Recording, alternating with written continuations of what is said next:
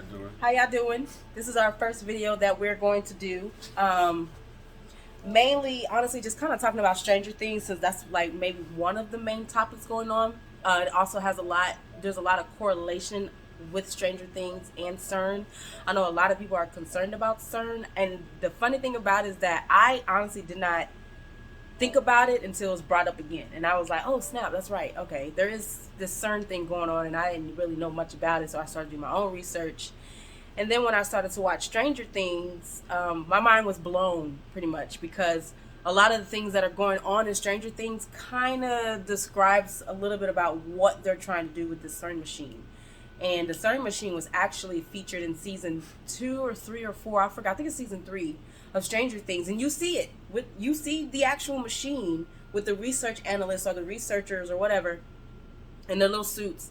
And it's actually trying to open up a whole portal. And that's exactly what they're trying to do with CERN. From what I'm reading and understanding, is that they're trying to find out about these particles or this dark matter and trying to open up a whole portal to pretty much find out about that. So so to add to that, there's a lot of interest in new technology, like there's always been. Of course, you have the big conglomerates such as NASA, of course SpaceX, of course what's the other one, Blue Origin. Yep, that's another one. So all these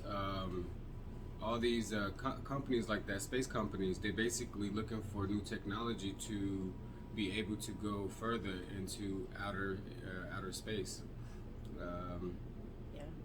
We have the satellites that's been out to the farther extensions of our galaxy, and they've recorded.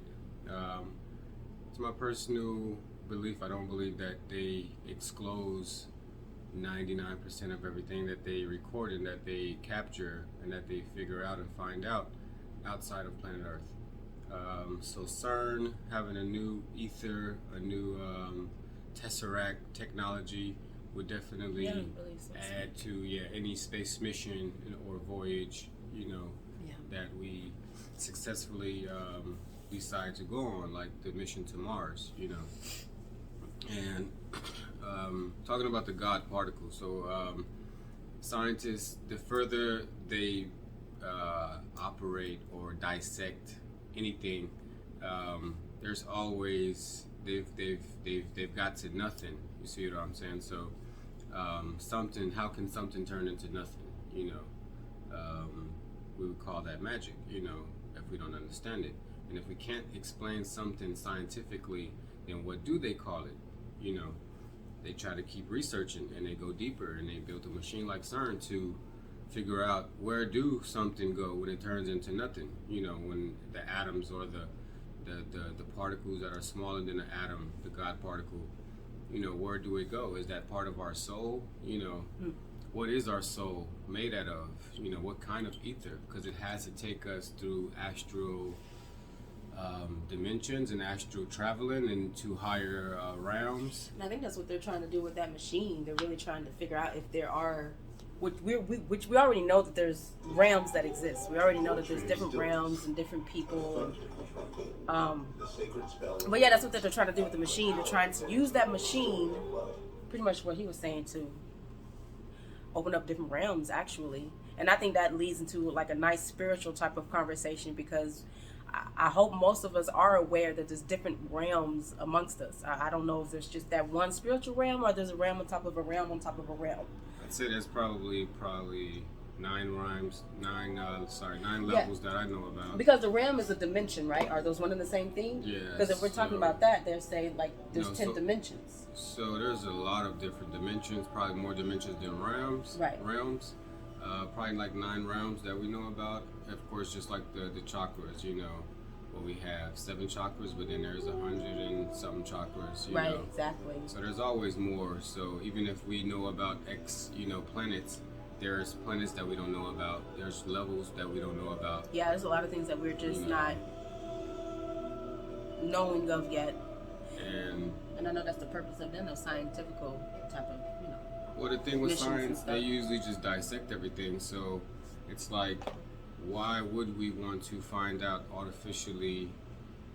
Well, that's one of the only ways. But when we find out and we create things artificially, like the robots, then Yeah. it has every shortcut has a repercussion. Yeah. For every cause there's an effect. Yep. So when the effect is non-organic or synthetic, then I believe that it has a bigger ramification, a bigger repercussion. Look at all I the things agree. we've created, all the machines we've created artificially. Yep. They all have tremendous waste. The automobile, the plane. And then we don't really recycle all of that metal from all those old cars and old planes and trucks Yep. and bikes and all that metal that's been extracted from Mother Nature. Where does it go? It goes to a junkyard. What does that junkyard do? All that oil from all them cars is going into the ground. All that metal, all that paint, which is chemicals, is just sitting in junkyards. The junkyard is just like a dump. Yeah. So imagine how many cities are there in the United States, and times that by how many dumps, and junkyard cars for cars and Yep. for trucks, and for Yep. planes and for boats. Not even talking about boats, like all that metal that's in the ocean, from the boats, you know, is going into the water. And of course, we're looking for a solution. So of course, I can understand CERN on one hand, scientifically. I love science, but what came before science? You know, I believe that alchemy was first, and that's what the Egyptians and the whole Mesopotamian chapter, Enki and Lil, and Marduk, all those ancient gods and kings. Yeah. They dealt with magic. The Egyptians and the Ethiopians had really powerful magic.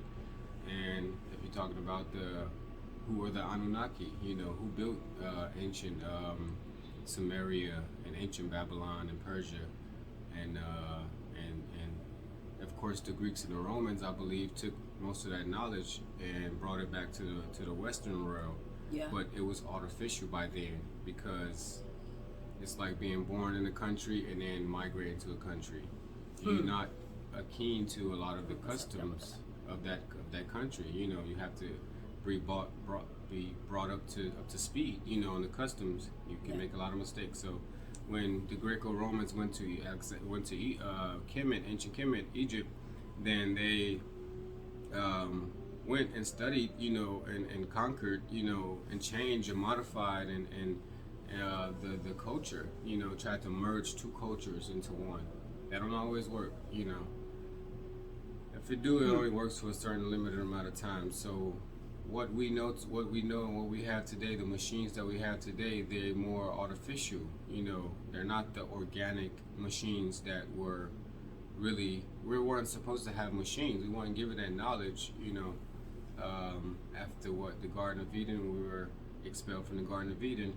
They taught us weapons of war, taught us how to make an axe, and taught us how to wear makeup and how to survive out here, because there were people doing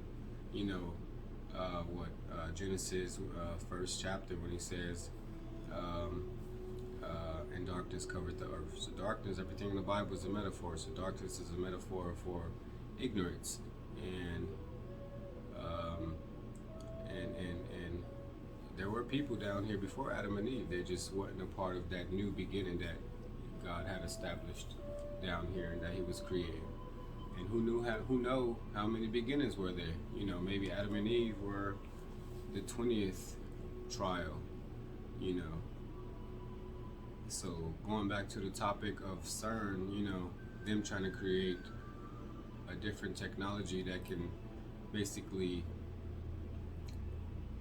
create something from nothing is really powerful. It's really daring. Yeah, exactly. It is very powerful and daring.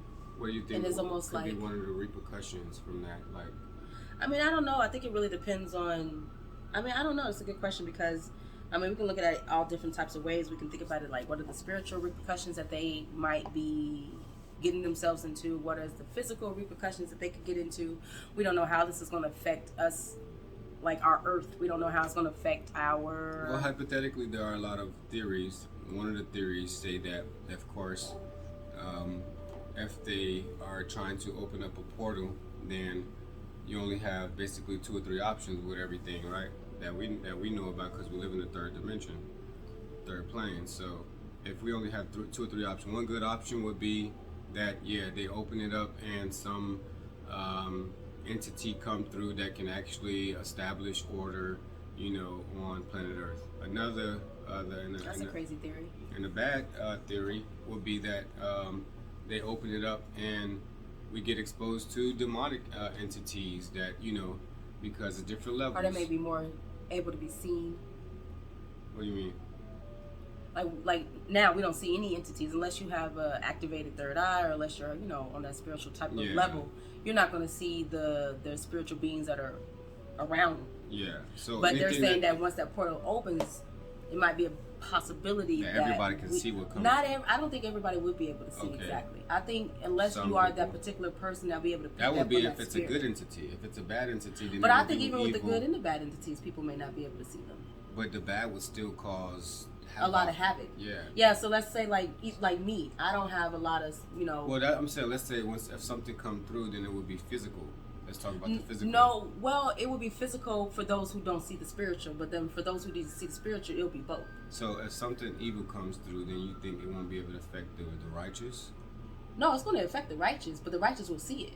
Is what I'm saying. I don't know if that makes sense. It's almost as if it would help you, of course, if you can see your absolutely. enemy coming. That's the whole point of So that's what I'm trying to understand. Having that spiritual eye, having that spiritual discernment, just having that gift of seeing spirits. Not everybody has that gift, but you can still have that veil removed from your eyes. I understand. I'm thinking also that because I believe that there is some type of firmament that protects Earth, then I believe that there has to be some type of spiritual firmament. See what I'm saying? What do you mean? That will protect this dimension, this time, what if space. God removed it?